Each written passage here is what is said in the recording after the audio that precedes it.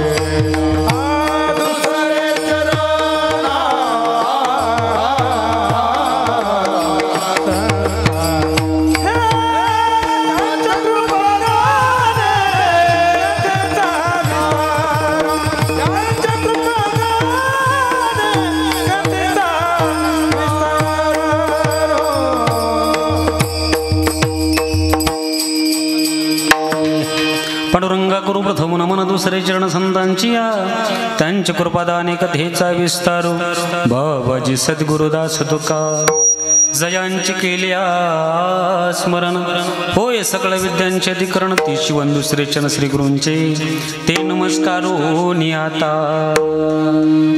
ओम नमो ज्ञानेश्वरा करुणा करा दयाळा तुमचा अनुग्रह लादलो पावन झालो चराचरी मी कळा कुसरी काहीच नेनी बोलतो वचनाची भाविका एका जनार्दनी तुमचा दास त्याची आस पुरवावी सेवेलागी सेवक झालो स्वरधारा सेवेलागी सेवक झालो तुमच्या लागलो निज चरणा अहो स्वामी तुकया देवा यावरी न करावा अवघे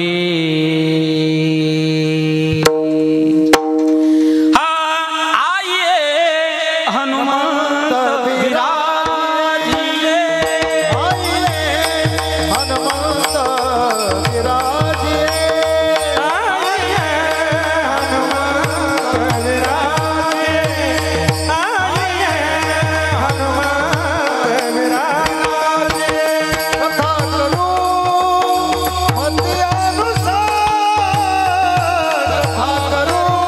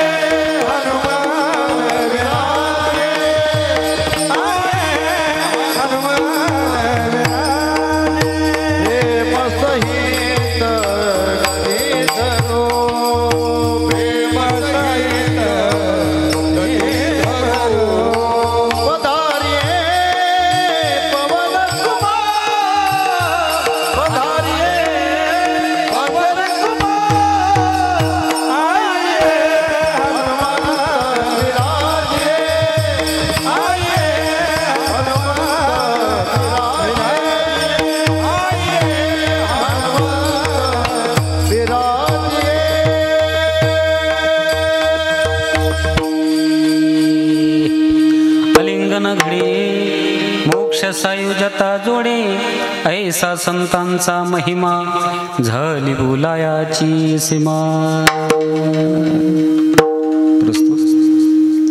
कीर्तन रूपी सेवेकरता घेतलेला अभंग महान भक्त माऊली महावैष्णव ज्ञानेश्वर तुकोबारा यांचा 4 चरणाचा आणि संत महात्म्याचं तंत वर्णन करणारा अभंग आहे. विठाला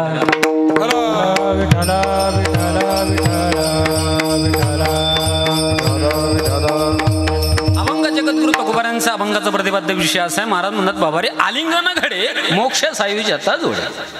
लक्षपूर्वक कीर्तन आहे का? पाठ थोडे समोर सरकता का? थोडे सरका.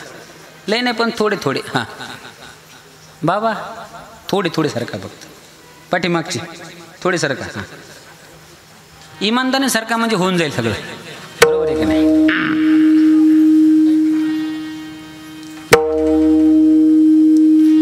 बस ऐका. विठाला विठाला विठाला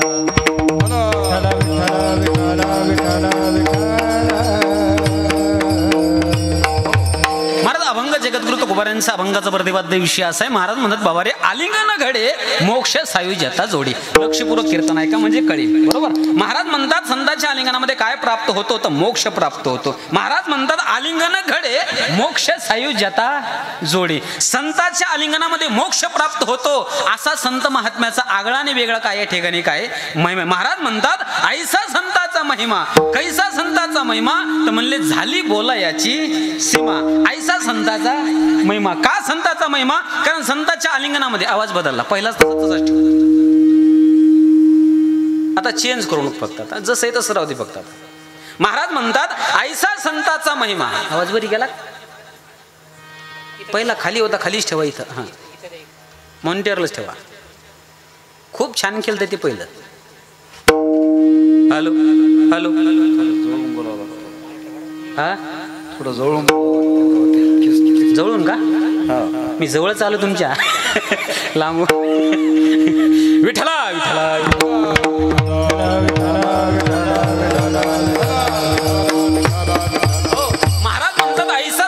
महिमा झाली बोला याची सीमा. कारण संत महात्म्याचं जीवन आगळं आणि वेगळं असते. महाराज कसं आगळं आणि वेगळं जीवन असते. पाप्यातला पापी जरी माणूस असला तरी महाराज संतांच्या सानिध्यामध्ये आला ना तर त्या जीवाचा शिव झाल्याशिवाय राहत नाही. म्हणून महाराज म्हणतात ऐसा संतांचा महिमा. का झाली बोला याची सीमा. झाली बोला याची सीमा का म्हणल्या जाते त्याचं उत्तर फार सुंदर आहे. ज्या वेळेला माणसाची वाणी अपुरी पडते ना त्यावेळेस सीमा या ठिकाणी काय बोलल्या जाते. बरोबर आहे. एक लक्षात घ्या. जगद्गुरु तुकोबारायाने महाराज संतांचं वर्णन करू पाहिले. फार वर्णन केलं पण ज्यावेळेला वाणी अपुरी पडली ना त्यावेळेस महाराज म्हणतात बाबा रे माथा त्यांच्या चरणावर ठेवावं एवढंच या ठिकाणी राहील. दुसरं काहीच राहिलं नाही. एका अभंगामध्ये फार सुंदर म्हणतात काय वानू आता न पुरे ही वाणी मस्तक चरणी ठेवीत असे का झाली बोला याची सीमा. ऐसा संतांचा महिमा. महाराज म्हणतात नेमका संतांचा महिमा कसा आहे. महाराज म्हणतात तीर्थे परवा काळ अवघी पायापे सकळ. त्या संतांच्या चरणावरती सर्व तीर्थ वास करून राहतात असं संत महात्म्याचं जीवन आहे. महाराज पाप्यातला पापी जरी जीव असला आणि संतांच्या सानिध्यामध्ये आला ना तो पुण्यवान झाल्याशिवाय राहत नाही. ऐसा संतांचा महिमा. महाराज म्हणतात अशा संतांची सेवा जर ऐका बरं का अशा संतांची सेवा जर आपण केली तर देवाची सेवा करण्याची आवश्यकता नाही. ती सेवा देवाला पावन होते. महाराज शेवटच्या चरणात उत्तर फार सुंदर देतात. तुका म्हणे देवा त्यांची केल्या पावे सेवा ऐसा संतांचा महिमा. विठला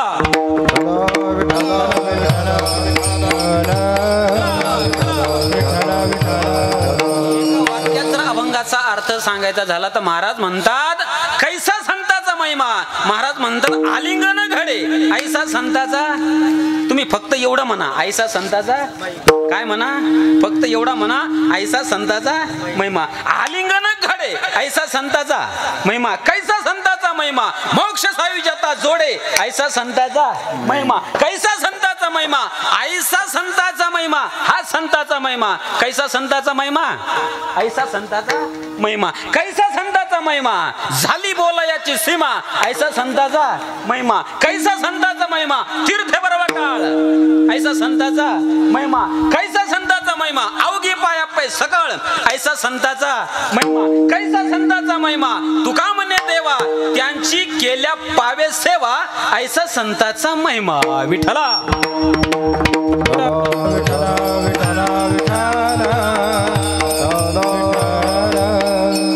एका वाक्यात अभंगाचा अर्थ समाप्त. महाराज थोडक्यात सांगायचं म्हणजे आकाशवाणीवरल्या बातम्या संपल्या. आता हवामानाचा अंदाज. हवामान जर फ्रेश वाटलं कीर्तन करू, जर हवामान डिम पडलं कीर्तन मग काय सांगतात नाही. बरोबर आहे नाही, कारण पाऊस आल्यावर मग काय इलाज आहे. असो अतिशय गोड आणि सुंदर असं महाराज या ठिकाणी नियोजन आहे आणि त्यामध्ये महाराज हा कीर्तनाचा योग आहे. कीर्तनाला सुरुवात करण्यापूर्वी थोडासा परिहार तो म्हणजे असा की सालाबाद प्रमाणे चालू असलेला आपला हा अखंड हरिनाम सप्ताह, आपल्या सप्ताहाचं हे 32वे वर्ष आहे. बरोबर आहे की नाही. 32व्या वर्षामध्ये आपला सप्ताह पदार्पण करत आहे. 32व्या वर्षामध्ये सप्ताह आपला पदार्पण करत आहे आणि अतिशय आनंदाची गोष्ट आहे महाराज. बऱ्याच वर्षापासून या ठिकाणी आपला सप्ताह चालू आहे. मला असं वाटतंय 2 तप झाले. बरोबर आहे की नाही. 2 तप झाले आणि 3ऱ्या तपावर आपण चाललोय. अतिशय सुंदर आणि गोड असं महाराज नियोजन आहे. हा सप्ताह चिरकाल टिकावा एवढी माऊली चरणी प्रार्थना करतो गड्या. कारण गोड आणि सुंदर असं नियोजन आहे आणि त्यामध्ये महाराज आजचा कीर्तनाचा माझ्यासारखा छोट्याशा महाराजाला हा कीर्तनाचा योग आहे. येऊ ऐकावून बोलायला मला मदत आहे. दाजी शांत बसा आता ऐका. त्यामध्ये महाराज प्रामुख्याने ज्यांच्याकडे पाहून आम्ही परमार्थाला लागलो असे हरिभक्तपरायण मला दिगंबर बाबा आहेत. एकदा जोरदार टाळी वाजवकडे त्यांच्याकडे. कारण संपूर्ण महाराष्ट्रामध्ये असा भजन्या नाही, असं गाव नाही की तिथे बाबाची कॅसेट वाजली नाही. बरोबर आहे का नाही. अतिशय गोड काकड्यामध्ये ज्यांनी महाराज संपूर्ण महाराष्ट्रामध्ये नव्हे 2-3 राज्यामध्ये आपलं नाव पोहोचतं केलं आणि वारकरी संप्रदायाची फार सुंदर सेवा केली. दिगंबर बाबाचे महाराज खरोखर वारकरी संप्रदायावर उपकार आहेत. का? कारण वारकरी संप्रदायाला महाराज अशी माणसं भेटणं खऱ्या अर्थाने मला असं म्हणायचं त्यांचं भाग्य नाही, हे वारकरी संप्रदायाचं भाग्य आहे. आज अनेक संस्थान आहेत पण महाराज भारतातलं नंबर 1 जर संस्थान कोणतं असेल ना तर ते आमच्या जिल्ह्यातलं आहे. आम्ही छातीला हात लावून सांगू शकतो. त्याचं कारण आहे कारण संपूर्ण महाराष्ट्र फिरा, संपूर्ण भारत फिरा, पण संत श्रेष्ठ गजानन महाराजसारखं संस्थान नाही महाराज.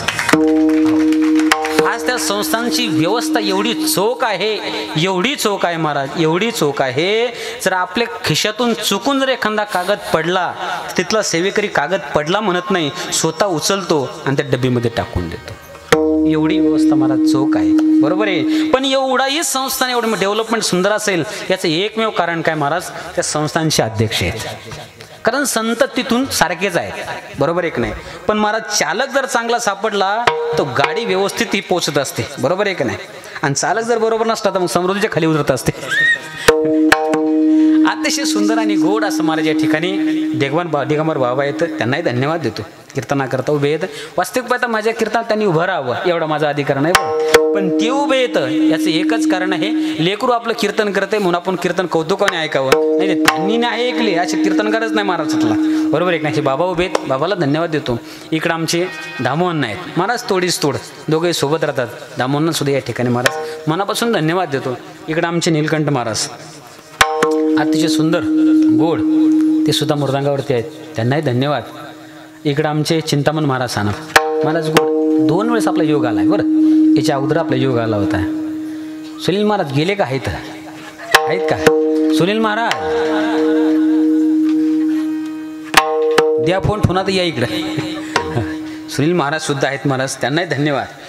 आणि ज्यांनी याचं कीर्तनाचं सौजन्य घेतलंय, बरोबर आहे की नाही, ते श्री रामनाथ देवराम सोनवणे आणि नामदेव मुरलीधर दराडे यांच्याकरता जोरदार टाळी वाजवा द्या. जेवण झालेत ना, जरा इमानदारीने वाजवा गड्या. बरोबर आहे. हे डबल काय वाजवा लावली? हे बुक्याचा प्रश्न माझे आहे, तुमचा नाही ना. चला असो, अतिशय गोड असं नियोजन आहे. आणि संतोष दादाशी वारंवार महाराज फोन आणि त्यांच्या माध्यमातून हा कीर्तनाचा योग आहे. बरं का. बघा आज महाराष्ट्रातले नामवंत कीर्तनकार आपण या यादीमध्ये घेतलेत. खऱ्या अर्थाने महाराज आपल्या या मरळचं कौतुक करावं तेवढं थोडं आहे. विठ्ठला विठ्ठला.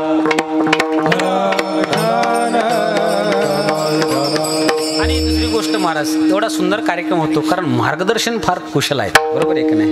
इकडं आमचे मौली बाबा सरकडे हे सुद्धा या ठिकाणी आहेत, त्यांना धन्यवाद. आणि दुसरे आमचे भगवान महाराज सावंत, या दोघंही या ठिकाणी मला सुंदर मार्गदर्शन केलं, या दोघांनाही धन्यवाद देतो. आणि कीर्तन सेवेला शेवट कोण म्हणलं? वा सुंदर, पेटी मास्तर छान येतं. वा बाबा गोड वाजवता बरं का, फक्त स्वर धारा मस्त, बरोबर ना, सुंदर बेस्ट एकदम. चला या आपल्या विषयावरती. सिस्टीम सुद्धा खूप छान आहे बरं का. वेणेकरी गावातलेच का आपले? वेणेकरी गावातलेच ना. वा वा. धोतर मला असं वाटलं तुम्हाला घातलं कोणतरी, बरोबर आहे की नाही? हा सरकडे बाबा धोतर घातलं त्यांना तिथंच ना. ते नवीन धोतर घालणार म्हणून तवाच ओळखून पडतं बरं कारण ते फेटा बी पा टकाटक बिलकुल लगे. वा मला असं वाटतं त्यांनाही उभं करा, मला तिथं उभं करा. पण 2 घंटे तिथंच थांबवतो मी आता, नंतर पाहू पुढं काय होईल ते. विठ्ठला आणि माझी विनंती तुम्हाला 2 घंटे जरा फ्रेश बसा कडे, बरोबर आहे की नाही? एकदम मूड फ्रेश ठेवा. तुम्ही आले का युद्ध जिंकून इथं नेमकं चढायला लागायचे आणि तुम्ही नाही जायचे, म्हणजे कसं असं करा नेमकं गाडी न्यूट्रल झाली ना ती.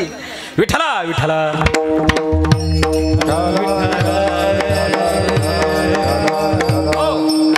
काय का, जीवन प्राप्त होण्यापेक्षा जीवनाची सफलता ही फार महत्वाची, बरोबर ना? लक्ष देऊन ऐका. जीवन प्राप्त होण्यापेक्षा जीवनाची सफलता फार महत्वाची. मानव देह प्राप्त व्हावा का सफल व्हावा? तुम्ही जरा बोलते राहा बरं. काय व्हावा? सफल व्हा. कारण माझा प्रवास म्हणजे लोणार सरोवर टू आपला हा नाशिक जिल्हा मरळपर्यंत, बरोबर आहे की नाही? तुम्ही जाग्यावर असाल, जरा फ्रेश बसा. जास्तीत जास्त आपलं कीर्तन किती टाईम किती आपल्या कीर्तनाचा? 9 ते 12 12. वा वा, वारा घालायचं का मग? ऐका 9 ते 12 नाही हो, 9 ते 11 म्हणजे बरोबर आपलं कीर्तन किती वाजता सुटेल? बोला बोला, किती सुटेल? ऐका, आपलं कीर्तन 11ला सुटणार नाही. मग सकाळी 4ला सुटेल का? कीर्तन 11ला सुटणार नाही. ज्या वेळेला जय विठ्ठल होईल ना, त्यावेळेला 11 वाजले असतील. विठ्ठला विठ्ठला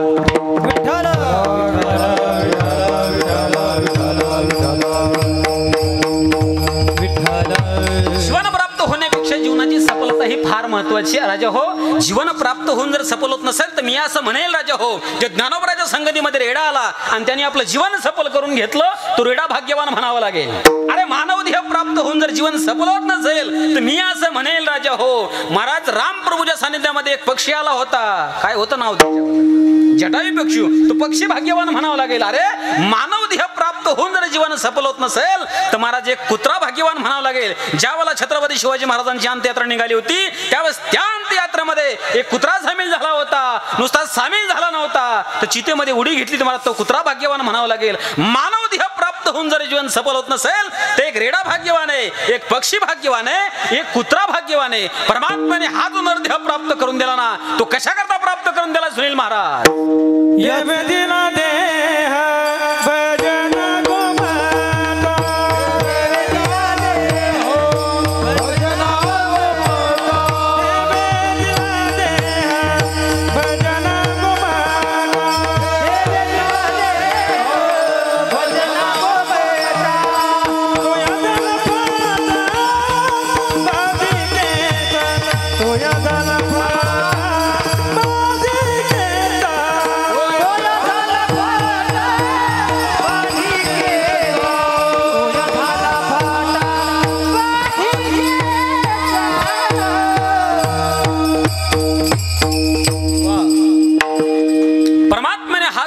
प्राप्त करून दिला ना मला, तो कशा करता प्राप्त करून दिला?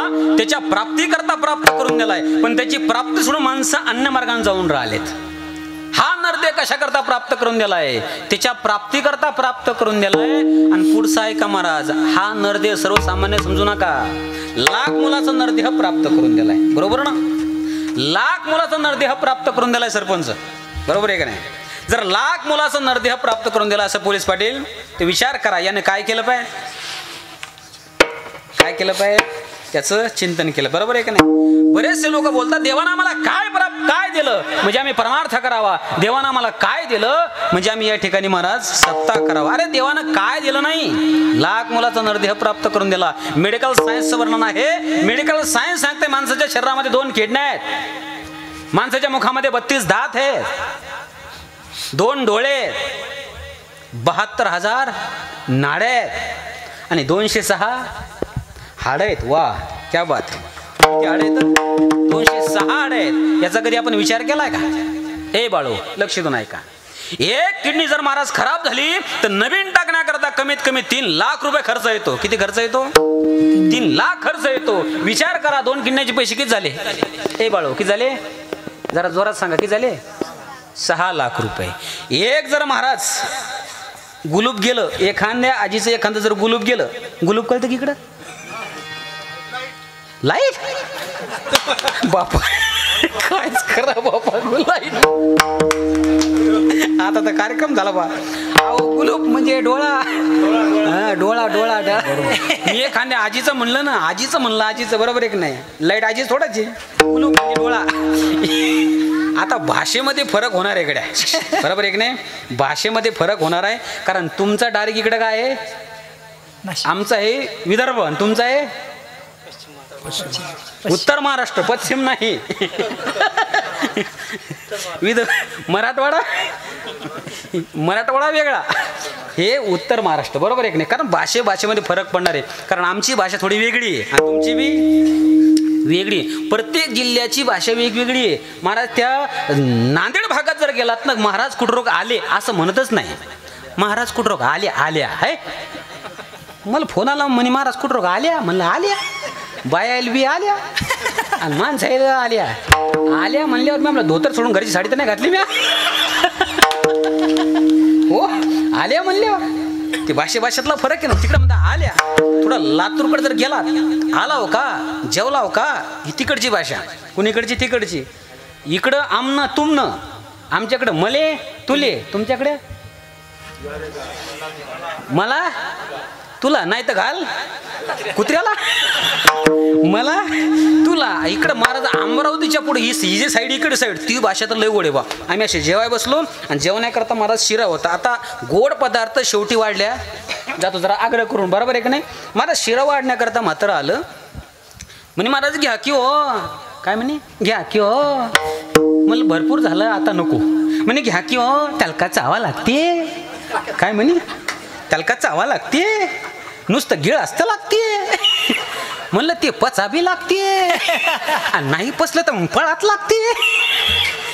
भाषेतला काय फरक जा. चला आपल्या विषयावर या. काय चाललं आपलं? कीर्तन. काय कमाल. आपल्या विषयावर दामवान. आपलं आपलं काय चाललं बाबा? बाबा काय चाललं? गुलूब. आपला विषय काय चाललाय? गुलूब. ऐका, लक्ष देऊन ऐका. ऐका. एक किडनी गेली तर 3 लाख रुपये खर्च येतो. 2 किडनी 6 लाख. एक जर मला डोळा गेला तर तो डोळा टाकण्याकरता 3 लाख रुपये खर्च येतो. 2 डोळ्याची किंमत किती रे बाळा? 6 लाख. बरोबर आहे की नाही? 6 लाख. पहिले किती झाले आपले? 6 12. माणसाच्या शरीरामध्ये 206 हाड आहे. माणसाच्या मुखामध्ये 32 दात आहेत. लग्नाच्या अगोदर वयाच्या 22व्या वर्षी एखादा जर समोरचा दात जर पडला, कुठला समोरचा दात जर पडला तर नवरी पसंत करणार नाही. पहिल्याच भेटून राहिल्या नाही. इकडे बी नाहीच आहे का? इकडे बी नाहीच मग आमच्याकडे नाही का? पहिल्याच भेटून राहिले नाही, मुलगी पसंत करणार नाही. म्हणून तो दात नवीन सोन्याचा टाकण्याकरता महाराज कमीत कमी 25,000 रुपये खर्च लागतो. किती खर्च लागतो? विचार करा. 25,000 गुणीला देवान किती फुकट दिले? 32 नाही फुकट दिले, 32 दोन्ही. पहिले 32 गेले, दुसरी आले. पहिलं पॅनल गेलं, पहिलं सरकार गेलं, दुसरं आलं 3चं. बरोबर आहे की नाही? महाराज 32 दात फुकट प्राप्त करून दिले. 25,000 गुणिले 32 बरोबर किती? इकडं बोला. काय हिशोब आहे बापा यो? जिल्हा परिषदला शिकला का कॉन्व्हेंटला? किती होतो हिशोब? 8 लाख. क्या बात आहे, वा. लक्षातून आहे का बरं का? 8 लाख. पहिले किती झाले आपले? 12. 12 आणि 8 12 आणि 8 20. माणसाच्या शरीरामध्ये 206 हाड आहेत. वरचे 6 सोडून द्या. किती सोडा? वरचे 6 सोडा. फक्त 200च पकडा. एक हाड जर मोल्ड नुसतं टिसलं तर टिसलेला हाड जोडण्याकरता कमीत कमी 15 ते 20 हजार रुपये खर्च लागतो. किती लागतो? 15 ते 20 हजार रुपये खर्च लागतो. विचार करा, 20,000 गुणिला 200. बोला हो मरळ. 20,000 गुणिला 200 40 लाख. बरोबर करा बरं हिशोब. आता सरकार तुमच्यावर आधारित समजून झाला आता. 40 लाख बरोबर आहे ना? 40 लाख. आणि पहिले किती झाले आपले? 20. 40 आणि 20 60. बरोबर हिशोब करा बरं का. आता हिशोब होईपर्यंत कीर्तन समोर सरकणार नाही. माणसाच्या शरीरामध्ये 72,000 नाड्या आहेत. किती येतात? एखादी चॉकअप झाली, मेडिकल सायन्सवरून एखादी चॉकअप झाली, जर खराब झाली तर नवीन टाकण्याकरता, ते ऑपरेशन करण्याकरता कमीत कमी 2 लाख रुपये खर्च लागतो. सरपंच किती लागतो?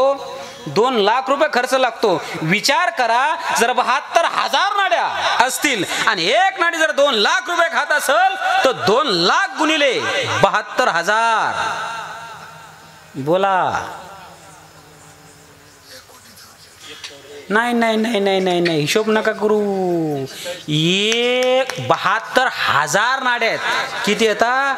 72,000 नाड्या येतात. आणि एकाची हिशोब 2 लाख रुपये. मोबाईल मध्ये हिशोब करू नका. मोबाईलच्या बॅटरीकडून धुबट बाहेर निघाला आता.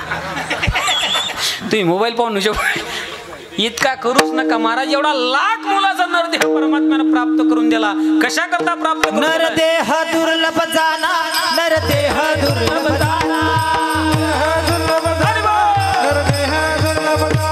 नरदेह दुर्लभ जाना, 100 वर्षाची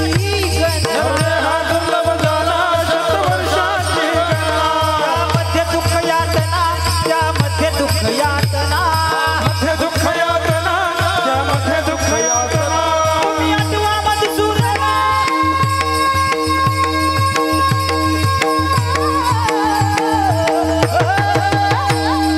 वसुदेव वसुदेव वसुदेव वसुदेव वसुदेव वसुदेव वसुदेव म्हणा रे तुम्ही, वसुदेव वसुदेव म्हणा, वसुदेव वसुदेव म्हणा रे तुम्ही, वसुदेव वसुदेव म्हणा. तुम्ही आठवा मधुसूदना,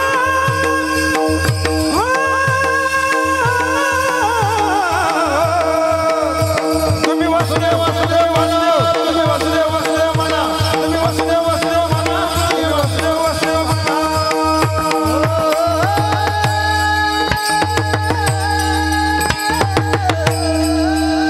वा वा वा. टाळी वाजवा जोरदार एकदा. तुम्ही टाळी ढिली होऊ देऊ नका. प्रमाण देण्याची अजिबात हागी करू नका. काय माहिती आहे का? किती पाऊस येऊ द्या, मी रान चिपडू देत नाही. ताण घेऊ नका. विठाला विठाला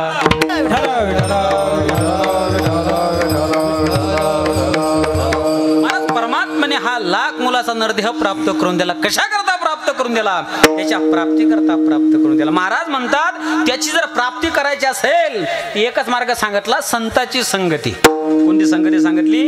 संताची संगती सांगितली. कारण संताची संगती मनोमार्ग गती आणि आकळावा श्रीपती येणे पंथी.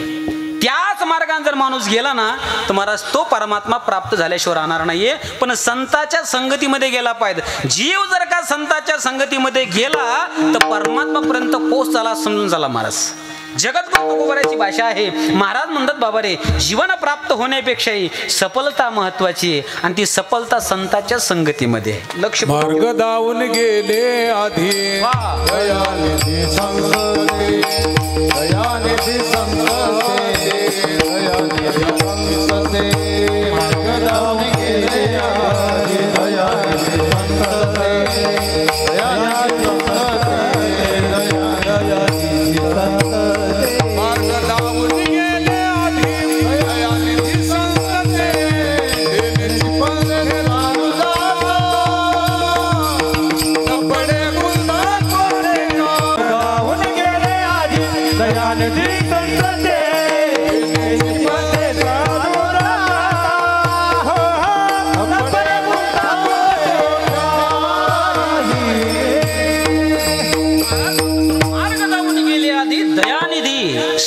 ते तिनेची पंथे त्याच मार्गाने चालत राहा, तुमचा मार्ग कधी चुकणार नाही. कारण संताचं सामर्थ्य काही आगळं आणि वेगळे. महाराज म्हणतात तो जीव जर संताच्या सानिध्यामध्ये आला ना तर त्या शिवपदापर्यंत गेल्याशिवाय राहणार नाही. पण जगद्गुरु तुकोबराला काही साधकांनी प्रश्न केला, महाराज पण तो जीव त्या पदापर्यंत जाण्याकरता नेमकं संताच्या संगतीमध्ये गेल्याच्या नंतर प्राप्त होईल का सहवासामध्ये राहिल्याच्या नंतर प्राप्त होईल, नेमका होईल कसा? महाराज म्हणतात त्या संताचं नुसतं आलिंगन जर घडलं ना तर काय प्राप्त होईल? अभंगाचं पहिलं छंद. आलिंगन घडे, आलिंगन घडे,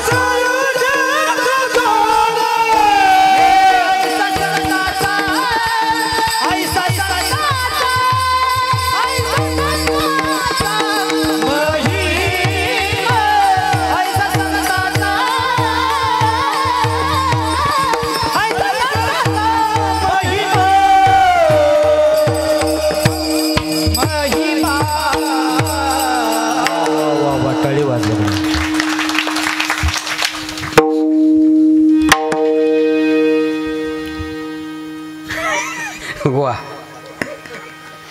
सोनार की निकलो आर की विठला विठला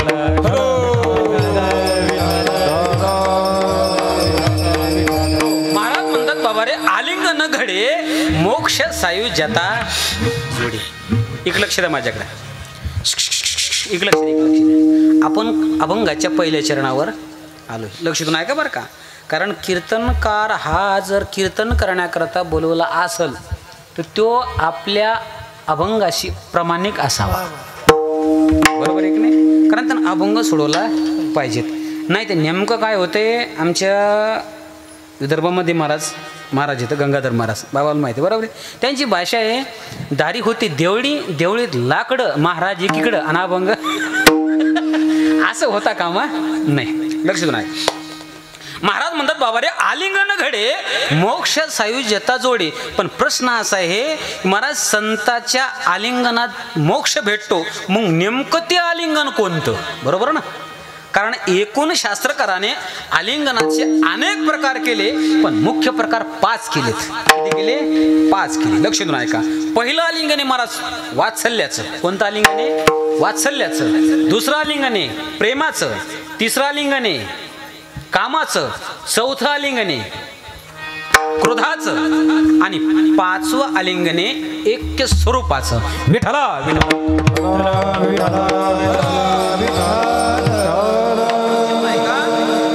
पहिलं आलिंगने वात्सल्याचं आलिंगन कोणी कोणास दिलं? सरपंच. प्रेमाचं आलिंगन कोणी कोणास दिलं? क्रोधाचं आलिंगन कोणी कोणास दिलं? कामाचं आलिंगन कोणी कुणास दिलं? आणि ऐक्य स्वरूपाचं आलिंगन कोणी कुणास दिलं? एका वाक्यात जोड्या लावा किंबहुना जुळवा. बरोबर ना? आलिंगन क्रमांक 1, पहिलं आलिंगन महाराज वात्सल्याचं. ज्या वेळेला कृष्ण परमात्मा हा गोकुळामध्ये रांगत होता आणि रांगत असताना महाराज फार खोड्या करू लागला. एक दिवस यशोदा मातेला खोडी दाखवली. पूर्ण कथा सांगून मी खोडी दाखवत नाही, फक्त शॉर्टकट त्याला स्पर्श करून समोर चालतो.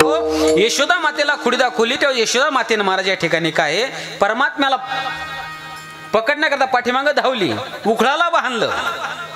बरोबर आहे की नाही? उखळाला बांधलं आणि गंगेवर स्नान करण्याकरता गेली. उखळ परमात्म्यानं ओढलं, 2 वृक्ष म्हणून खाली पडले. ते कोण होते, कसे होते, काय होते भागवतामध्ये ते आता विषय आहेच तो पूर्ण. मला काय सांगायचं, ज्यावेळेला वृक्ष म्हणून खाली पडले अनेक गवणी यशोदा मातेकडे गेले आणि ते प्रसंग सांगितला. यशोदा माता घाबरली, माझ्या लेकराला काही झालं तर नाही. धावत पळत आली आणि महाराज कृष्ण कन्हैयाला बोला बोला काय दिलं? काय दिलं? आलिंगन दिलं. महाराज कृष्ण कन्हैयाला जे आलिंगन दिलं ते आलिंगन कोणतं? वा. आलिंगन क्रमांक 1. आलिंगन क्रमांक 2, दुसरं आलिंगन आहे प्रेमाचं. चला भागवतामध्ये, भागवताच्या महाराज शेवटच्या स्कंदामध्ये आलेला विषय आहे. ज्या वेळेला परमात्मा यांना भेटण्याकरता सुदामजी आले, दरकोस दरमुक्काम करत करत सुदामजी ज्या वेळेला परमात्म्याच्या द्वारावर आलेत ना, द्वारपाळात सांगू बाबा रे आज जाऊन सांगा त्या परमात्म्याला म्हणावं तुझा मित्र आलाय. असं ज्यावेळेस सांगितलं ना, परमात्मा धावत पळत आला आणि धावत पळत येऊन परमात्म्यानं सुदामजीला आलिंगन दिलं. ते कोणतं आलिंगन? प्रेमाचं आलिंगन. आलिंगन क्रमांक 1 वात्सल्याचं, आलिंगन क्रमांक 2 प्रेमाचं, आलिंगन क्रमांक 3 कामाचं. कामाचं आलिंगन संसारी जीवाला ज्ञात आहे म्हणून हे विषय सोडून द्या. चौथा विषय घ्या, आलिंगन क्रमांक 4 क्रोधाचं. कोणतं आलिंगन? लक्षितून आहे का बरं का? क्रोधाचं आलिंगन कोणी कोणाला दिलं होतं? बोला, कोणाला कोणाला दिलं होतं? वा क्या बात आहे. क्रोधाचं आलिंगन दिलं होतं धृतराष्ट्राने भीमाला. लक्षितून ऐका आता महाराज, क्रोधाचं आलिंगन भीमाला दिलं होतं, पण कुठं दिलं होतं, कशामुळे दिलं होतं, जिण्याचं कारण काय घडलं होतं याची महाराज पूर्ण मीमांसा अशी आहे. महाराज म्हणतात ज्या वेळेला महाभारताचं युद्ध झालं आणि त्या युद्धामध्ये कौरव किती होते? किती होते? 100 होते आणि पांडव 5 होते. महाराज 5 मधला एकही गेला नाही आणि 100रातला क्या बात आहे. वा वा, बरोबर आहे की नाही? 5 मधला एकही गेला नाही, 100रातला महाराज एकही राहिला नाही. विचार करा, ज्या वेळेला 100च्या 100 पोरं कोणाचे होते? धृतराष्ट्राचे होते. ज्याचे 100 पोरं मारले, बरं मारले तर मारले, पण नेमकी ते पोरं कोण मारले होते? मावले कोण मारले होते? कानू म्हणा आम्हाला काय माहित नाही. एकल्या भीमान मारले होते. कोण मारले होते? एकल्या भीमान मारले होते. विचार करा, आपल्या लेकराला जर कोण सापट मारले तर माणसाला एवढा राग येतो, असं वाटते याला या ठिकाणी जाग्यावर संभवा काय करा. बरोबर आहे का नाही? विचार करा, ज्याचे 100 पोरं मारले त्या धृतराष्ट्राला राग कमी आला असेल का? भरपूर आला होता, पण शोकांतिका होती. हे कसं होतं? कसं होतं? आंधळ होते, याला दिसत नव्हतं म्हणून हे युद्धात सामील झालं नव्हतं. मग काय करावं म्हणले, शत्रूला जर मारायचं असेल 2 पद्धती आहेत. एक समोरासमोर, दुसरी म्हणजे काहीतरी षडयंत्र करून, त्याला कपट म्हणतात. काय म्हणतात? कपट करून मारणे. वा, कसं? ऐका, एक कपट करून पडते महाराज. त्यानं ठरवलं की या पांडवाला मारायचं, पण कसं मारायचं, काय कसं मारायचं महाराज. पण त्यातल्या त्यात धृतराष्ट्र म्हणला पांडवांपेक्षाही जो खतरनाक आहे आणि ज्याने माझे पोरं मारले त्या भीमाला मी मारल्याशिवाय राहणार नाही. काय करावं महाराज. याने युक्तिवाद केला. पांडवांना पत्र लिहिलं आणि त्या पत्रातला मजकूर असा होता, पांडवांना फार सुंदर तुम्ही विजय प्राप्त केला, मला असं वाटतं प्रत्येकाला जवळ घ्यावं. बोला बोला बोला बोला. जवळ घ्यावं आणि आलिंगन द्यावं आणि शाबासकीची थाप तुमच्या पाठीवर टाका. महाराज ज्या वेळेला सेवक पत्र घेऊन पांडवापर्यंत गेला त्यावेळेस पांडवांनी विचार केला, काय काकाचं अंतकरण आहे. सुख दुःख समे कृत्वा लाभा लाभो. जया देव महाराज, काय अवस्था आहे, महात्मा अवस्था आहे ही, बरोबर आहे का नाही. काय अवस्था आहे काकाची, एवढं युद्ध करून एवढे मुलं मारून त्यांची अवस्था आपल्याला शाबासकी करण्याची. महाराज पांडव लगबगीन निघाले कशा करता, धृतराष्ट्राच्या भेटी करता. पण महाराज पांडवांचा जो पाठीराखा होता, कोण, बोला बोला बोला, कृष्ण परमात्मा, तो सुद्धा सोबत आला. आणि ज्या वेळेला महाराज त्या सभामंडपामध्ये पांडव पोहोचले आणि सेवकांना सांगितलं, महाराज पांडव आपल्या सभेमध्ये हजर आहे, सांगा काय आपली आज्ञा आहे. भीम, नकुल, सहदेव, अर्जुन, युधिष्ठिर हे सर्व हजर आहेत. तेव्हा धृतराष्ट्राने सांगितलं का हरकत नाही, यांना येऊ द्या.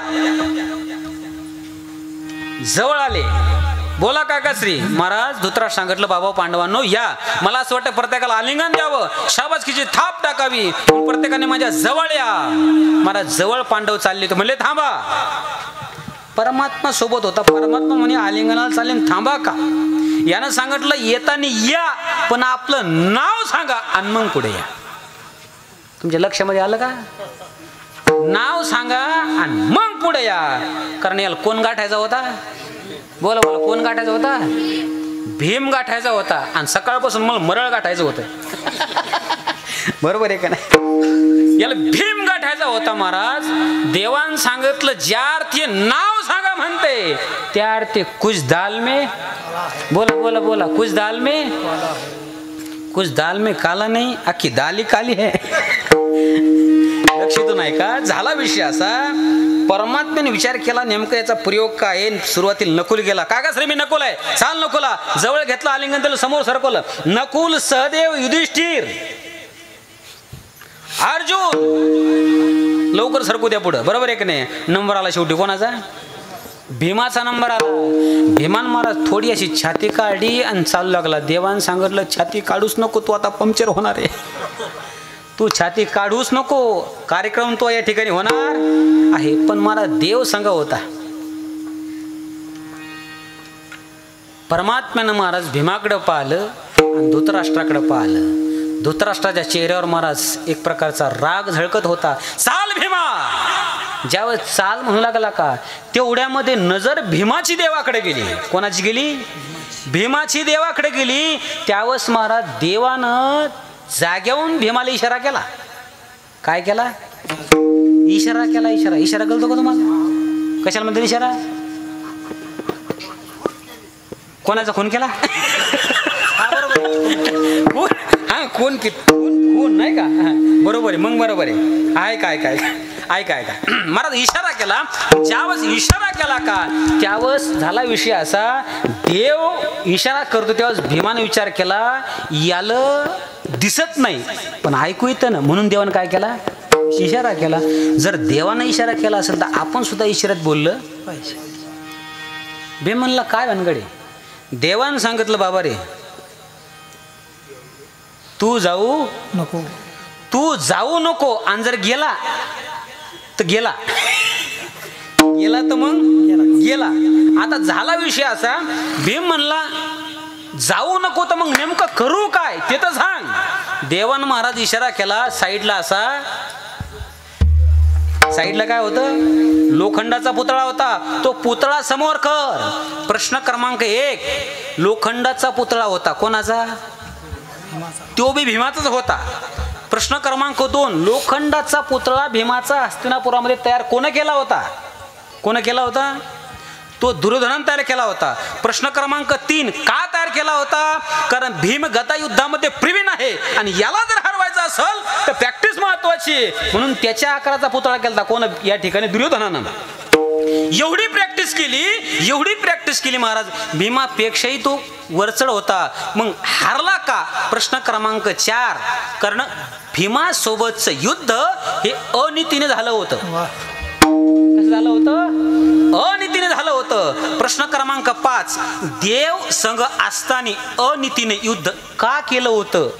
प्रश्न क्रमांक 6. देवानं सांगितलं होतं. लक्ष देऊन ऐका बरं का, प्रत्येक मुद्दा तुम्हाला मोकळा करून देईन. देवानं सांगितलं होतं. प्रश्न क्रमांक 7. देवानं का सांगितलं होतं? कारण महाराज भर सभेमध्ये द्रौपदीची वेणी ओढून ज्या वेळेला दुःशासन आणलं होतं त्यावेळेस हा दुर्योधन म्हणला होता माझ्या मांडीवरती येऊन बस. त्यावेळेस भीमानं प्रतिज्ञा केली होती तुझी मांडी जर नाही फोडली ना तर मी भीम नाव लावणार नाही. आणि ही प्रतिज्ञा देवाला माहीत होती. म्हणून त्या ठिकाणी अनितीने युद्ध केलं होतं. कारण गदा युद्धाचा नियम असा असतो कंबरापासून खाली वार करायचा नाही. नेमका वार कुठे झाला होता? मांडीवर झाला होता महाराज. म्हणून त्या ठिकाणी त्या दुर्योधनाला मरण आलं होतं. पण दुर्योधनाला एवढा राग द्रौपदीचा का आला होता की मांडीवर बस म्हणण्याचा? कारण हिनं सुद्धा अपमान केला होता. कोणाचा? दुर्योधनाचा. प्रश्न क्रमांक 8. कुठं अपमान केला होता? ज्या वेळेला मैदानावर नगर तयार केलं होतं पांडवाच्या राजसूय यज्ञामध्ये. आणि नगर असं तयार केलं होतं जिथं पाणी असायचं तिथं जमीन दिसायची आणि जिथं जमीन असायची तिथं पाणी दिसायचं होतं.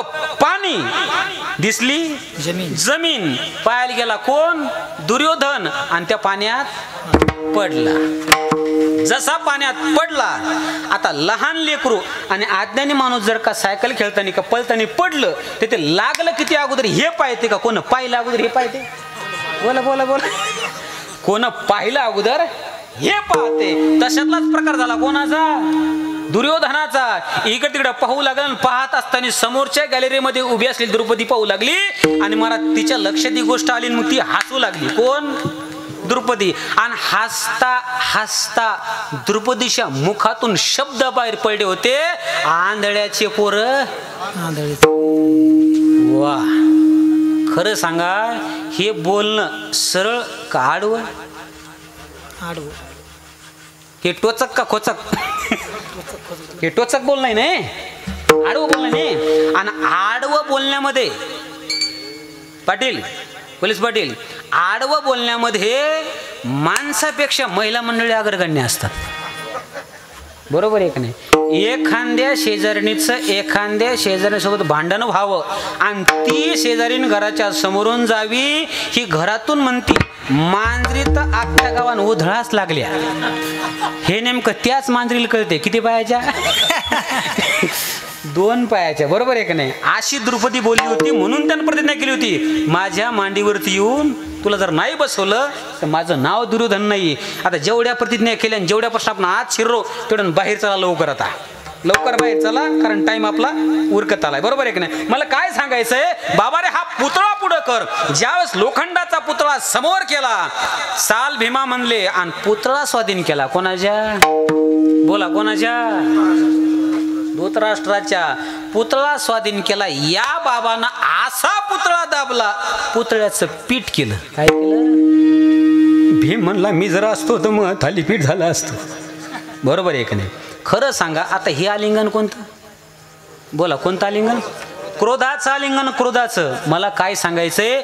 1 वात्सल्याचं, 2 प्रेमाचं, 3 कामाचं, 4 क्रोधाचं आणि 5 आलिंगने महाराज ऐक्य स्वरूपाचं. विठ्ठला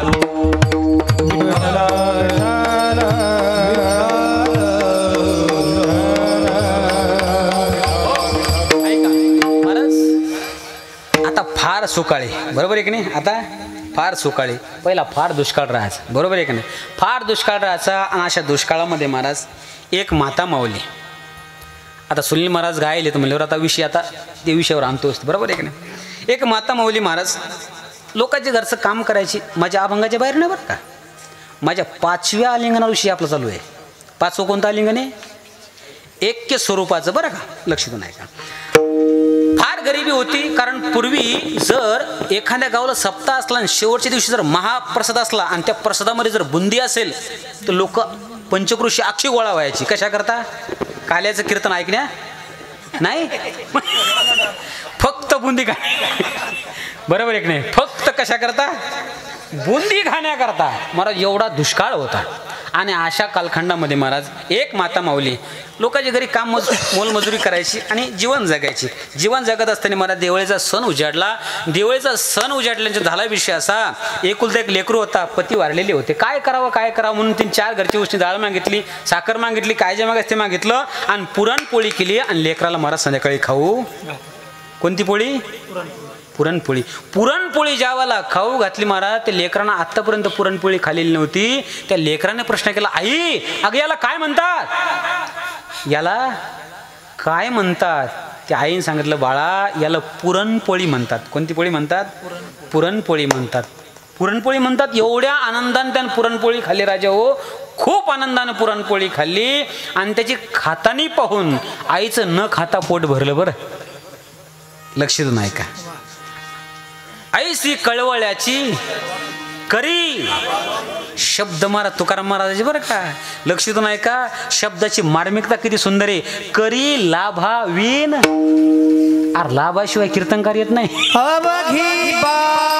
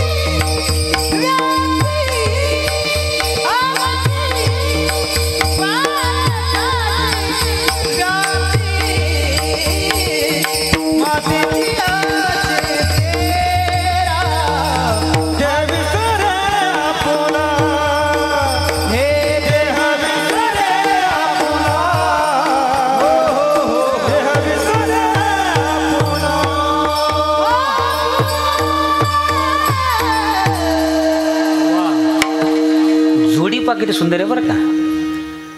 उत्तरार्ध विसरला तर चिंता करायची काम नाही, कारण चिंता म्हणून महाराज सोबत बरोबर. अतिशय सुंदर. विठ्ठला विठ्ठला महाराज. आईचं हृदय फार कोमल असते. आईने ते लेकराकडे पाहिलं. लेकरानं महाराज पुरणपोळी खाली, रात्रभर लेकरू झोपलं. सकाळच्या बारी उठला आणि सांगितलं, आई मला ती पुरणपोळी हवी. आईने उरलेली ती दिली. दिवस लोटला. संध्याकाळी म्हणलं, आई मला पुरणपोळी हवी. आईने सांगितलं, बाळा आपली गरिबी, मी पुरणपोळी देऊ शकत नाहीये. ज्यावेळेस देऊ शकत नाही म्हणलं, लेकरानं सांगितलं, मी पुरणपोळी खाल्ल्याशिवाय राहणार नाही. एक नाही, दोन नाही महाराज. अनेक दिवस लोटल्याच्या नंतर आईचं हृदय कळवळलं. लेकरू अतिशय क्रुश झालं. काय करावं? आई रडू लागली. एक महात्मा आला आणि सांगितलं, आई अगं काळजी करू नको, तुझ्या लेकराची इच्छा पूर्ण होईल. फक्त तू एक काम कर, तुझ्या लेकराला पैठणला घेऊन जा. कुठं घेऊन जा? पैठणला घेऊन जा. महाराज पैठणला घेऊन जा. त्या ठिकाणी एक संत आहेत, शांत आहेत आणि श्रीमंत आहेत. त्यांचं नाव आहे श्री संत एकनाथ महाराज. आणि त्यांच्या घरी दररोज देवाला पुरणपोळीचा नैवेद्य असतो. त्यांच्याकडे तो घेऊन जा. आईने लवकर लेकरू उचललं, तिथं घेऊन गेली आणि नाथ बाबा दरबारामध्ये सेवक आला. सेवकाने सांगितलं, आई काय हवंय? मला बाबाला भेटायचंय. काय मला सांगा? नाही मला नाथ बाबाला भेटायचंय. नाथ बाबाला भेटायचं म्हणल्यावर महाराज झाला विषय असा, नाथ बाबाला बातमी कळली. नाथ बाबा आले आणि सांगितलं, आई बोला काय इच्छा आहे तुमच्यावाली? आई रडू लागली, काहीच बोली ना. आई काय इच्छा आहे तुमच्यावली? सांगा, तुमची पूर्ण केल्याशिवाय मी राहणार नाहीये. बोला काय इच्छा आहे? बाबा माझी एकच इच्छा आहे, एवढं माझं लेकरू तुमच्या पदरात. बोला काय? माझं लेकरू तुमच्या पदरामध्ये घ्या. ज्या वेळेला असं बोलण्यामध्ये आलं का, त्यावेळेस झाला विषय असा, नाथबाबांना सांगला, अगं राहू दे ना माझ्याकडं, राहू दे माझ्याकडं. सकाळच्या पारी या ठिकाणी काकडा आहे दिगंबर बाबाचा. बरोबर आहे का नाही? सकाळच्या पारी माझ्याकडे महाराज काकडा आहे, ज्ञानेश्वरीचं पारायण आहे, त्यानंतर रामायण आहे, प्रवचन आहे, हरिपाठ आहे, कीर्तन आहे. आईच्या खांद्यावरच्या लेकरानं मान उचलली आणि सांगितलं, आई मी यातलं काहीच करणार. काय सांगितलं? मी यातलं काहीच करणार नाही. आई डबल रडली. त्यावेळेस नाथबाबांनी सांगितलं, निसंकोचपणे सांगा. त्यावेळेस ती आई म्हणे, नाथ बाबा माझं लेकरू म्हणते मी यातलं काहीच करणार नाही. काहीच करणार नाही, मग करल काय? ते म्हणते फक्त मी 2 टाईम, बोला बोला बोला, 2 टाईम पुरणपोळी खाईल. इमानदारीने सांगा, नुसता खाण्याकरता आपल्याकडे जर कोणी आला तर आपण ठेवू का?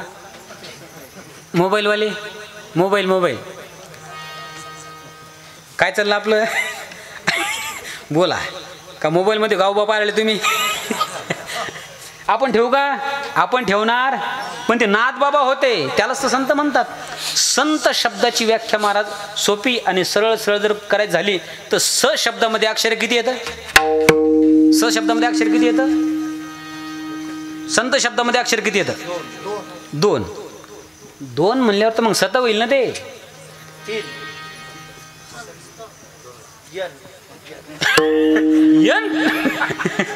येत इंग्लिश मध्ये जाऊन टिकली बळा रे.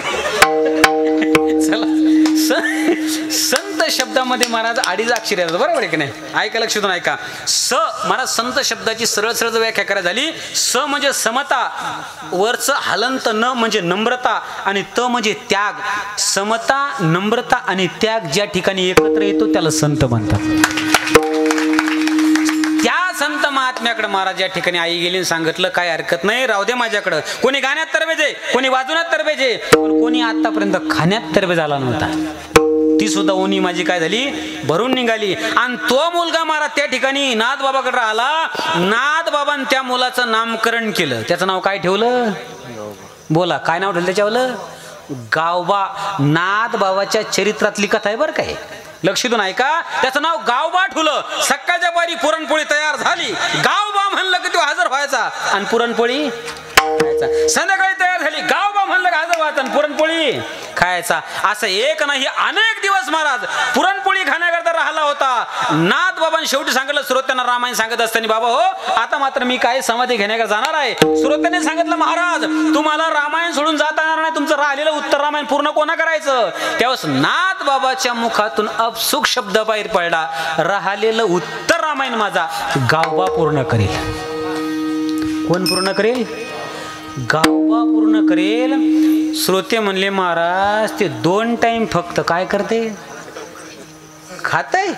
नुसतं खात नाही तर चोख होमाला हाणते. काय खाते? ते फक्त पुरणपोळी खाते ते. महाराज पुरणपोळी ते काय रामायण सांगणार आहे? नाथबाबांनी सांगितलं, लिहिणार आहे नाही, आजचं राहिलेलं उत्तर रामायणच माझा गावबा करेल. महाराज गावबाला आवाज दिला दुपारच्या पारी, गावबा. गावबा महाराज धावत आला. गावबा म्हणला, टाइम तर अजून भरपूर आहे. कशाला? बोला बोला, कशाला? पुरणपोळी टाइम भरपूर, दुपारीच कस काय केली आज? का पाहुणे आले? गावबा हजर झाला आणि गावबाने विचारलं, बाबा झाली का तयार? गावबा आजपर्यंत भरपूर पुरणपोळी खाल्ली, आज राहिलेलं रामायण तुम्ही लिहायचं आणि ते सांगायचं. महाराज गावबानं असं पाहिलं तसा फुट्टू काढावा. कोणाकडे पाहिलं? नाथबाबाकडं. आणि नाथबाबांना असं पाहिलं महाराज गावबाकडं. नुसतं पाहिलं नाही हो, तर त्या पाण्यातून काय केलं? त्या गावबावर कृपा केली. कृपा कटाक्ष न्याहाळीले, आपल्या पदी बैसविले. महाराज त्याच्याकडं पाहिलं, एवढी कृपा केली. राहिलेलं उत्तर रामायण ज्यानं पूर्ण केलं का, त्याचं नाव म्हणजे गावबा आहे. याला म्हणतात ऐक्य स्वरूपाचं आलिंगन. असा संताचा महिमा आहे. अभंगाचं दुसरं.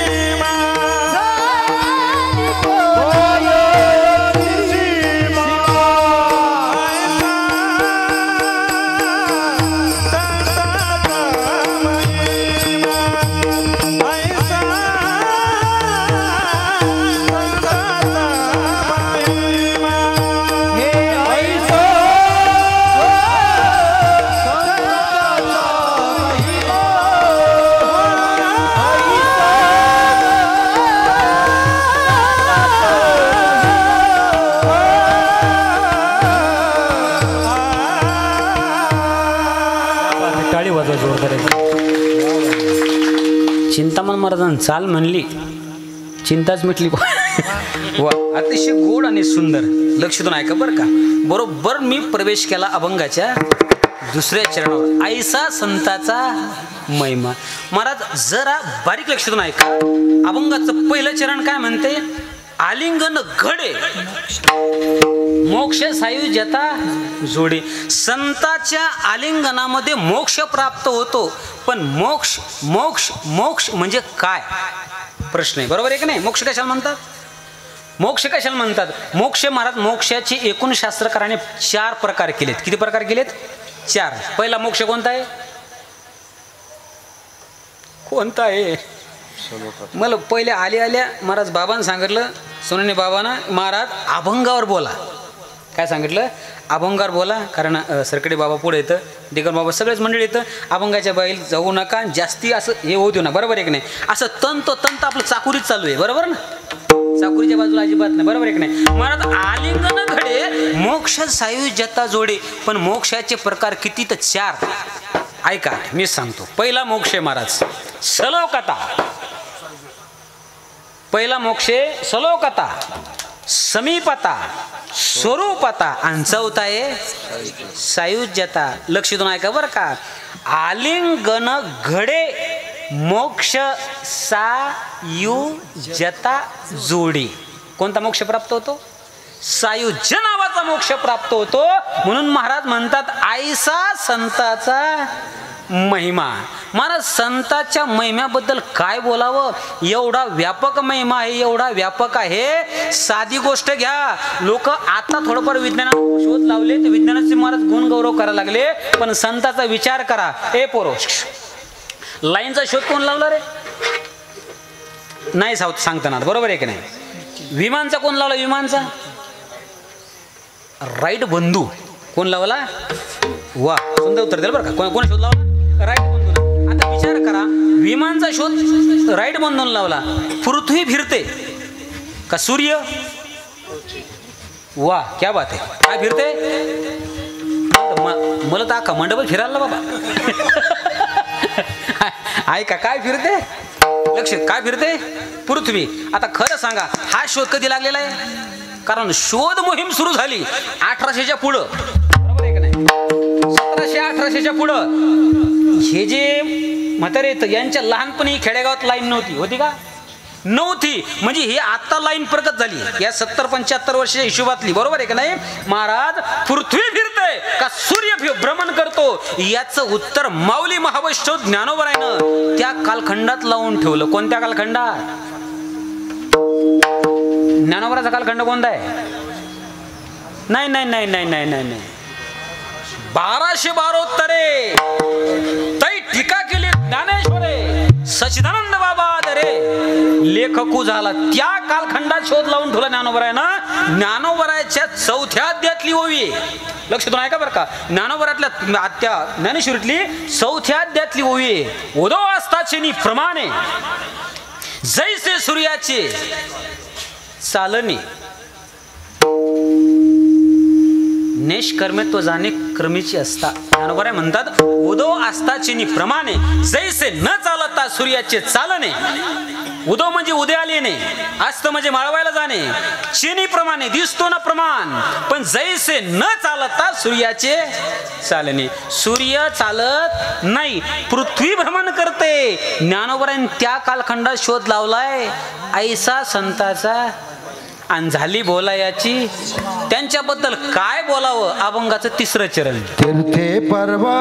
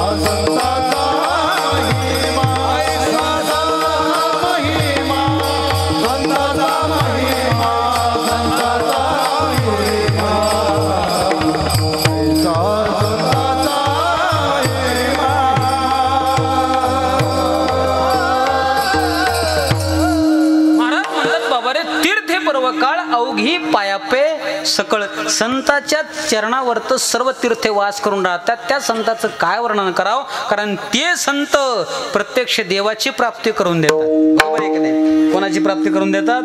देवाची प्राप्ती करून देतात. एवढं सामर्थ्य संतांमध्ये का आलंय? फक्त नामचिंतनामुळे. ते नामचिंतन आपण सुद्धा करायचं. कसं? विठोबा हरी विठोबा रखुमाई, विठोबा रखुमाई, विठोबा रखुमाई, विठोबा रखुमाई, विठोबा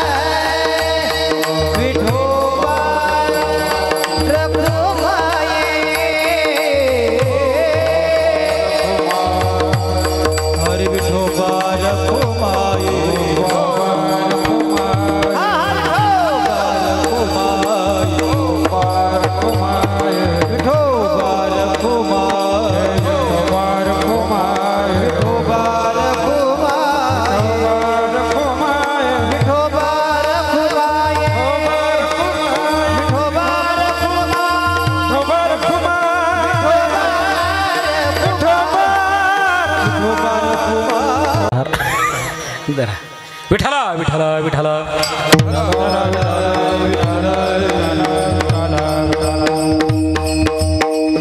महाराज म्हणतात बाबा रे, तीर्थ पर्वकाळा उगे पाय सकळ तुका म्हणे देवा त्यांची केल्या पावे सेवा. महाराज म्हणतात संताची जर सेवा केली देवाला पावन होते. अभंगाचं शेवट चरण ऐका ऐका ऐका ऐका ऐका ऐका आता ऐका आता ऐका.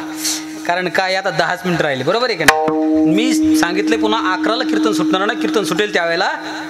बरोबर आहे? लक्ष देऊन ऐका. आता महाराज म्हणतात तुका म्हणे देवा त्यांची केल्या पावे सेवा. संताची सेवा केली देवाला पावन होते. महाराज याचं उत्तर फार सुंदर आहे. एक गुरुवर्य बंडातात्या कराडकर यांनी फार सुंदर नातेपुत्याला त्यांचं कीर्तन होतं. आणि त्या माऊलीच्या सोहळ्यामध्ये ज्ञानोबारायाच्या पालखीच्या समोर आणि त्या पालखीच्या समोर कीर्तन असताना ते सांगितलेलं उदाहरण महाराज माझ्या लक्षामध्ये आहे. ज्या वेळेला संताची सेवा ही देवाला पावन कशी होती त्यांनी उत्तर फार सुंदर दिलं होतं.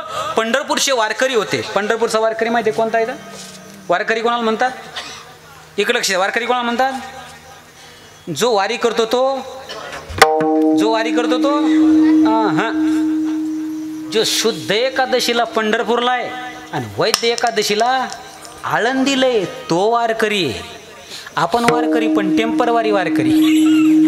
आपण वारकरी कशी तर आपली वारी चुकली चालेल पण बिस्किटची वारी चुकत हे आपण असे वारकरी. बरोबर आहे का नाही? लक्ष देऊन आहे का? असा वारकरी होता. उन्हाळ्याचे दिवस होते आणि महाराज फलटणला निंबाळकर पाटलाच्या घरी मुक्काम पडला. कोणाचा? वारकऱ्याचा मुक्काम पडला. आता एक जुनी प्रथा होती महाराज. जुनी प्रथा अशी होती, एखादा वारकरी जर का वारीला धकला, एखादं कोण जर पंढरपूरला धकलं, एखाद्या तीर्थयात्रेला धकलं तर गावातल्या माता मावल्या माणसं काय करायचे? 20, 10, 15, 20 रुपये काय करायचे? द्यायचे. कशा करता? देवाच्या पेटीत टाकण्या करता ही प्रथा होती. महाराज निंबाळकर पाटलाच्या घरी वारकरी बाबा मुक्काम पडल्याच्या सुंदरपैकी या ठिकाणी पाहुणचार झाला. उन्हाळ्यात दिवस होते आणि उन्हाळ्यात दिवसामध्ये या ठिकाणी सुंदरपैकी रस बनवला. जेवण झाले. जेवण संपल्याच्या नंतर महाराज वारकरी बाबाला 5 आंबे दिले. किती दिले? बोलत चला. कीर्तन फक्त 10 मिनिटं राहिलं. किती मिनिटं राहिलं? 10 मिनिटं. 5 आंबे दिले. वारकरी बाबाला सांगलं, वारकरी बाबा एवढे आंबे काय करा? देवा चिरणी अर्पण करा. निलकंठ महाराज कुठं अर्पण करा? देवा चिरणी अर्पण करा. जर तुम्हाला भूक लागली त्यातले 2-3 खाऊ शकता, फार फार 4 खाऊ शकता, कमीत कमी वा एक तरी देवाला अर्पण करा. असं ज्यावेळेस बोलण्यामध्ये आलं वारकरी बाबाने या ठिकाणी आंबे घेतले. वारकरी बाबा दरकोस धर्मकाम करत करत पंढरपूर निघाले. पण जात असताना वाटेमध्ये भूक लागली म्हणून त्यांनी 2 आंबे खाल्ले. किती खाल्ले? बोलत चला फास्ट. उदाहरण फास्ट सांगतो तुम्हाला. किती खाल्ले? 2 खाल्ले. वारकरी बाबा पंढरपूरमध्ये आले. चंद्रभागेमध्ये स्नान केलं. विधी हरिकथा सर्व कार्यक्रम उरकले. दर्शनाकरता गेले आणि दर्शनाकरता गेल्यानंतर मला देवाचं दर्शन घेतलं. आपल्या पिशवीमध्ये हात घातला. 3 आंबे काढले आणि देवाच्या चरणी ठेवून दिले. मला देवाच्या चरणी ठेवले. वारी पूर्ण आटपली. परत परतीची वारी निघाली. परतीची वारी करत असताना परत त्या वारकऱ्याचा मुक्काम निंबाळकर पाटलाच्या घरी पडला. कुठं? फलटण. फलटणला मुक्काम पडल्यानंतर मला सुंदरपैकी या ठिकाणी जेवण झाले आणि जेवण झालं, गप्पा सुरू झाल्या. गप्पामध्ये या ठिकाणी वारकरी बाबाला या पाटलांना प्रश्न केला, वारकरी बाबा देवाला आंबे दिले का? म्हणे हो दिले. किती दिले? की सांगितले म्हणे पाटील 3 आंबे दिले आणि 2 मी खाल्ले. माझं शेवटच्या चरण बोलतो बरं का मी. आपल्या अभंगाचं शेवट चरण आहे, तुका म्हणे देवा त्यांची केल्या पावे सेवा. याच्यावर बोलतोय मी, लक्ष देऊन ऐका. दिले का आंबे? म्हणे 3 दिले, 2 मी खाल्ले. इमानदारीने या ठिकाणी मला वारकरी सांगितलं. सुंदरपैकी गप्पा संपल्या, झोपी गेले आणि झोपल्याच्या नंतर पाटलाच्या स्वप्नात देवाला महाराज देवाचं पाटलाचं संभाषण सुरू. कोणाचं पाटील? महापुढे मी पाटीलच आले का? ऐका महाराज पाटलाचं देवाचं संभाषण सुरू झालं आणि तेवढ्यामध्ये महाराज देवान प्रश्न केला, पाटील मजेत आहात का? म्हणे मजेत आहे. म्हणे देवा खूप छान चालू आहे गड्या, पण तुला मी आंबे दिले होते, भेटले का? म्हणे पाटील भेटले गड्या आंबे, खूप छान होते, खूप या ठिकाणी काय गोड होते, पण तू काय कमी दिले. म्हणजे कमी दिले म्हणजे 2च दिले. किती दिले? पाठीमागचे महिला मंडळ किती दिले? 2च दिले. आता खरं सांगा वारकऱ्यांना आंबे किती दिले?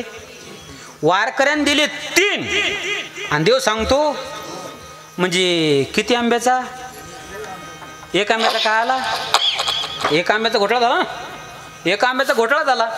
महाराज वारकरी बाबा म्हणतो 3 दिले आणि देव म्हणतो 2 मिळाले.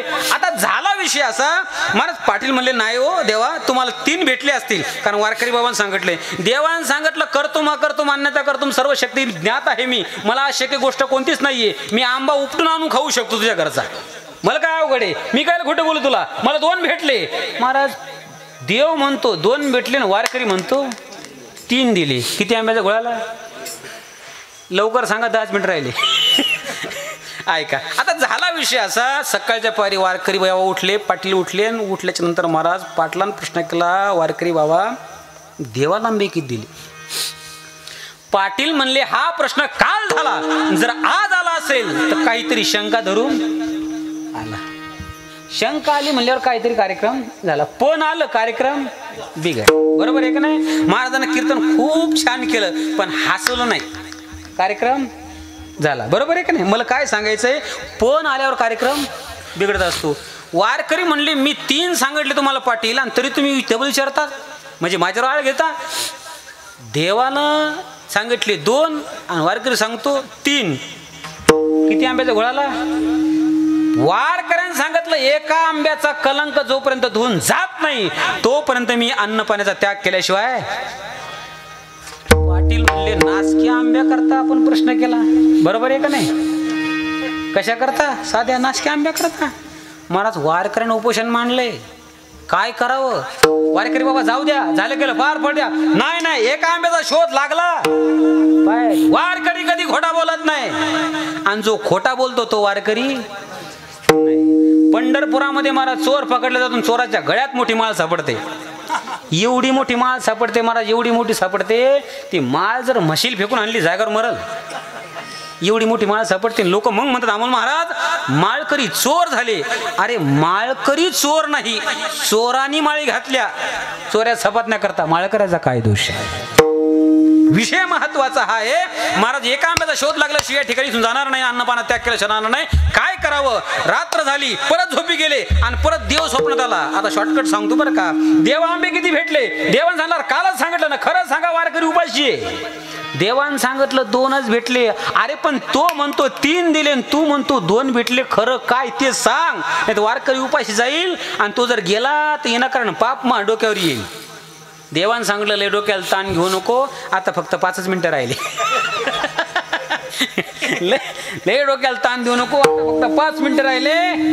अरे जे वारकऱ्यानं आंबे खाल्ले तेच मला भेटले आणि जे माया पुढे ठेवले ती पुजारी घरी घेऊन गेलं.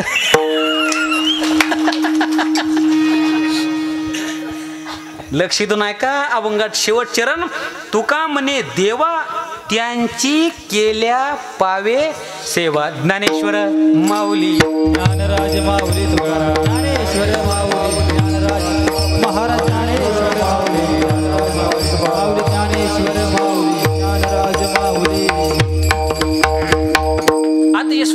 या ठिकाणी आपला सप्ताह चालू आहे, पण प्रत्येक कीर्तना शेवटी महाराज एक मुद्दा मांडत असतो मी. महाराज आईवडिला सेवा करा, धर्माबद्दल जागरूकता या ठिकाणी ठेवा, आणि सर्वात महत्त्वाची गोहत्या. पण आता गोहत्या सांगायचं काम काय, गाईच आयला नाहीत, बरोबर आहे का नाही. आता बरेचसे विषय येतं आईवडिला सेवेबद्दल आता बोलण्याकरता भरपूर आहे. आणि एक भ्रूण हत्या, एक शेवटचा विषय फार महत्त्वाचा आहे, 5 मिनिटाचा आहे. तुमची इच्छा आहे का ऐकण्याची? आहे का? इच्छा असेल तर हातवरी करा, इमानदारीने बरं का, इमानदारीने.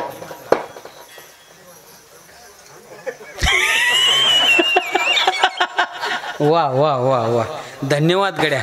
तुमची इच्छा आहे ना, म्हणजे गड जिंकला म्हणायचं जवळजवळ आपण. बरं ऐका ऐका, लक्ष देऊन ऐका. आता महाराज भ्रूण हत्या करू नका. का? कारण आपल्याला फक्त करायची माहिती, पण कशी करतात हे मात्र माहीत नाही. या मागच्या 9-10 वर्षाच्या अगोदर एक डॉक्टर पकडला गेला होता परळी वैजनाथचा, बरोबर आहे ना. त्यावेळेस मी सोपान महाराज सानप शास्त्री, आम्ही काल उद्याची कीर्तन करत आम्ही सोबत होतो. महाराज स्वामी हरिश्चंद्रपुरीजी महाराजांकडे आम्ही शिकाय होतो. ज्यावेळेस आम्ही शिकाय होतो त्यावेळेस स्वामीजीचं कीर्तन धर्मापुरीला होतं, आणि धर्मापुरी परळी वैजनाथ जवळ आहे. आणि डॉक्टर पकडले गेले, तो डॉक्टर एका दिवसामध्ये 117 गर्भपात करायचा. किती करायचा? 117 गर्भपात करायचा. आणि ते गर्भपात उघडकीस येतील म्हणून या डॉक्टरनं 3 कुत्रे पाळले होते. किती कुत्रे पाळले होते? 3 कुत्रे पाळले होते गर्भ खाण्याकरता. महाराज विचार करा, गर्भ हत्या करायची आपल्याला माहिती, पण कशी गर्भ हत्या करता हे मात्र माहीत नाही. फॉर एक्झाम्पल, टोपलं घ्यावं, टोपल्यामध्ये पाणी घ्यावं, त्या पाण्यामध्ये मासा सोडावा. जसं तो मासा आनंदाने पोहतो का, त्याच पद्धतीने आईच्या उदरामध्ये लेकरू गिरट्या घेत असते. पण विचार करा, टोपल्यातलं पाणी जर पूर्ण बाहेर काढलं, मासाच ठेवला, तर काय होईल त्या माशाचं? तडफड करून मरेल ना.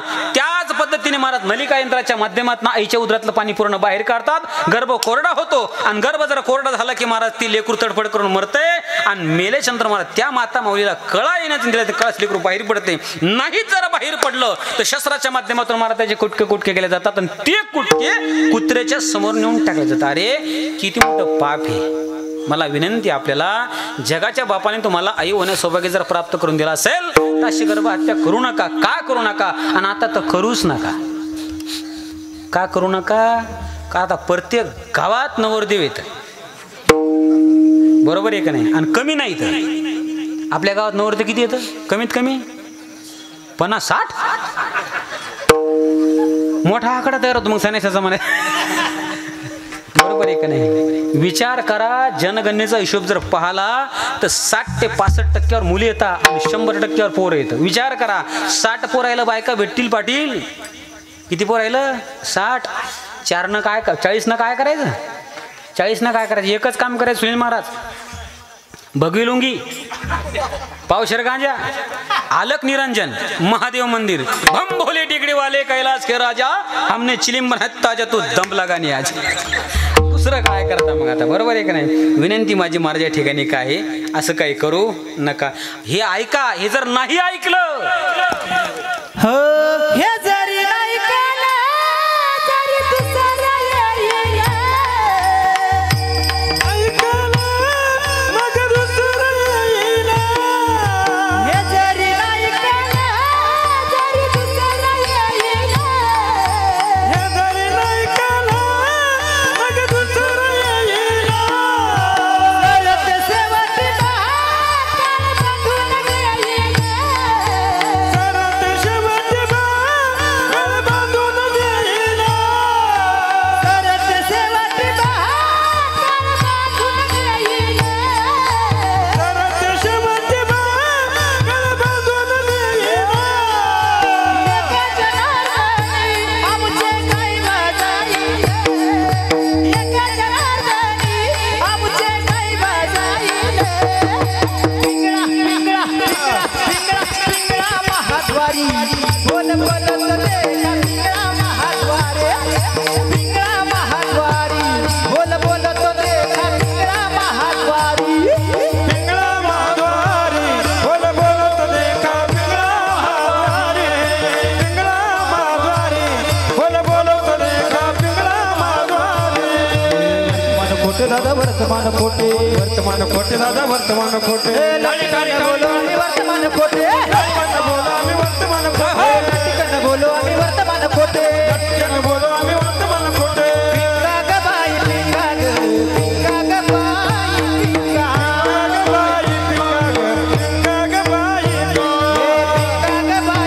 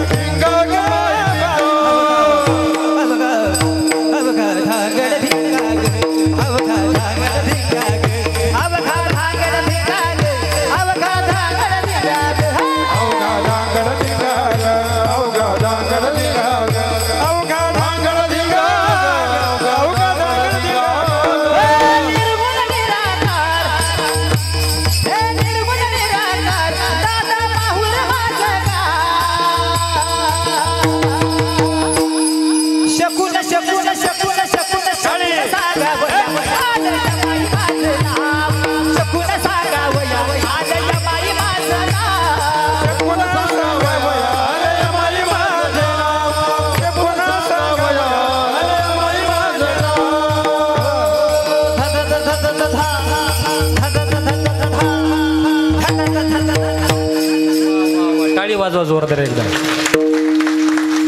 आलं का बरोबर विषयावर. मला कीर्तन सुरुवाच्या अगोदर सांगलं होतं इथे येऊन टेकवा बरोबर. मला ताण घेऊ नका, बरोबर ती ताणतो. कारण काय प्रत्येकाचा पॅटर्न ठरलेला आहे. हे पॅटर्न आता आयुष्यात आहे, बरोबर आहे की नाही. आपण त्याच्यापासून सेफ आहे म्हणले पिशे सुनील भाऊ होत्या. प्रत्येकाचा एक वेगवेगळा एक बास असतो. अतिशय सुंदर महाराज या ठिकाणी कीर्तनात सेवा झाली.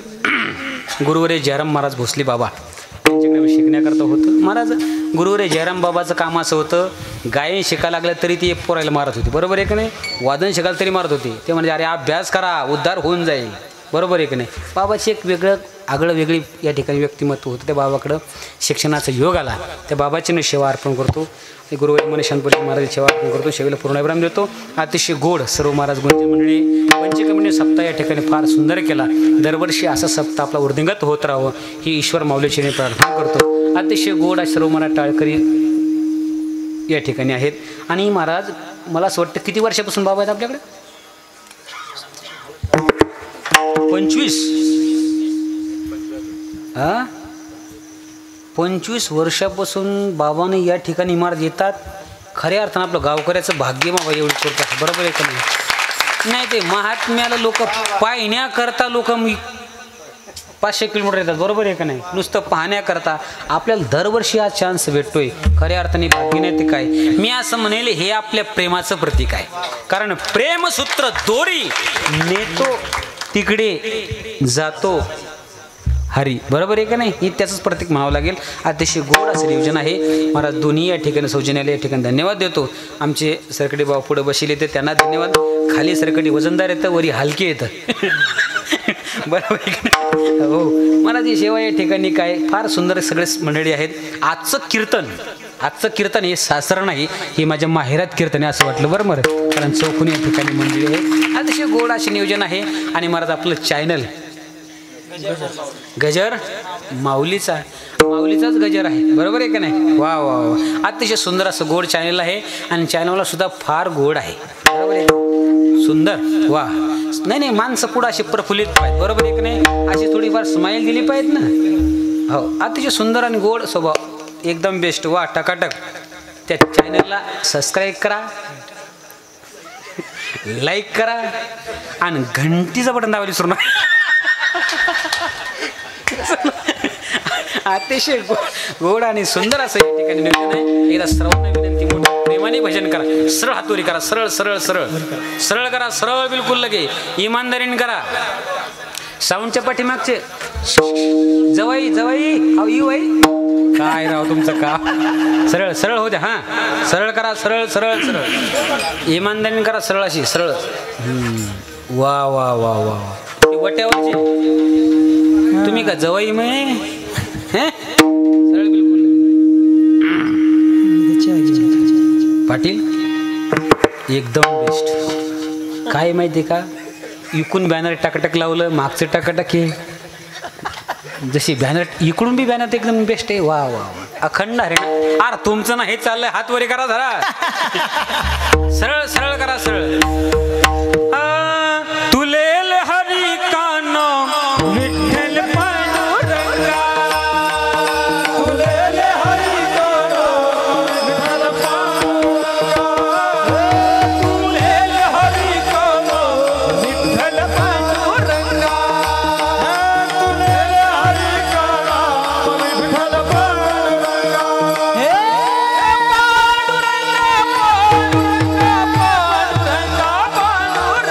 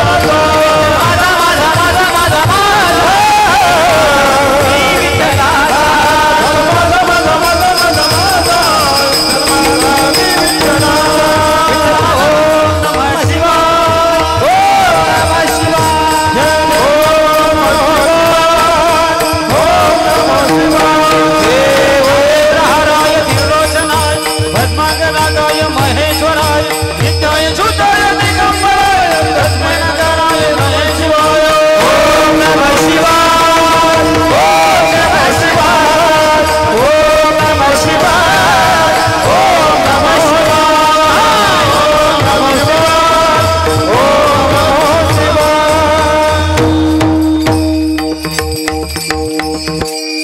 वा वा वा वा वा या सर्वांच्या समोर माझी सेवा म्हणजे कशी महाराज नाथबाबाच्या प्रमाणानुसार तशी कशी तेने अमृताची ताटी जाणन रोटी ठेविली अशी माझी सेवा आहे बरोबर आहे का नाही फार सुंदर आणि गोड आज सगळा चान्स तुम्हालाच दिला बरं त्याच्यामुळे काही विषय नाही अतिशय गोड असं नियोजन आहे टाइम माझा संपलेला आहे जितने मेहरबानी आपने की उतनी मेरी औकात नहीं ये तो कृपा है ज्ञानेश्वर महाराज की वरना मुझमें से कोई बात नहीं विठ्ठल